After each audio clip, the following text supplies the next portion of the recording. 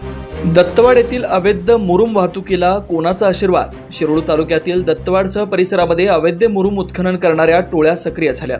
दत्तवाडसह परिसरात कर्नाटकातून महाराष्ट्रात दिवसाढवळ्या मुरुम वाहतूक मोठ्या प्रमाणात सुरू असून महसूल प्रशासनाचं याकडे जाणून बुजून कानाडोळा करत असल्याचं येथील नागरिकातून बोललं जात आहे। त्यामुळे जिल्हा खनिकर्म विभागाने त्यांना पाठीशी न घालता त्यांच्यावर कारवाई करावी अशी मागणी परिसरातून होते।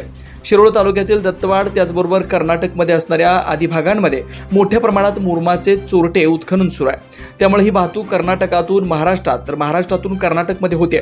त्यामुळे एवढ्या मोठ्या प्रमाणात मुरुम वाहतूक होत असताना या मुरुम वाहतूकदारांना कोणाचा आशीर्वाद आहे याचा प्रश्न येथील नागरिकांच्यातून निर्माण होतोय।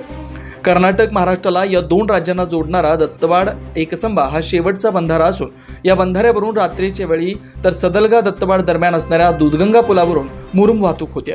हे मुरुम वाहतूकदार दत्तवाड येथील मुख्य चौकातूनच महसूल विभागाच्या ऑफिस समोरूनच बिनधास्तपणे मुरुम वाहतूक करतात। शासनाची लाखो रुपयांची रॉयल्टी बुडवली जाते। या मुरुम वाहतुकीवर कोणाची अंकुश नसल्यानं मुरुम मतदार बिनधास्तपणे वाहतूक करतात। मुरुम वाहतूक करणारे वाहन धरल्यानंतर कारवाई न करताच वाहन सोडण्यासाठी काही कर्मचाऱ्यांकडून 15,000 ते 40,000ची मागणी होते। काही दिवसांपूर्वीच दत्तवाड मलिकवाड रस्त्यावर मुरुम वाहतूक करणारे एक डंपर पकडून कारवाईची भीती दाखवून एका कर्मचाऱ्यानं 15,000 रुपयांची रक्कम घेतली असल्याचं या मुरुम वाहतूकदाराकडून बोललं जात आहे। त्यामुळे आमचे कोणी काही वाकडं करू शकत नाही असे हे मुरुम वाहतूकदार बिनधास्तपणे बोलत फिरतात। त्यामुळे या मुरुम वाहतूकदारांना कोणाचा आशीर्वाद आहे आणि यामागे कोणतं अर्थकारण लपलं याची चौकशी होणं गरजेचं आहे। शिवार न्यूजसाठी इसाक नदाब, दत्तवाड।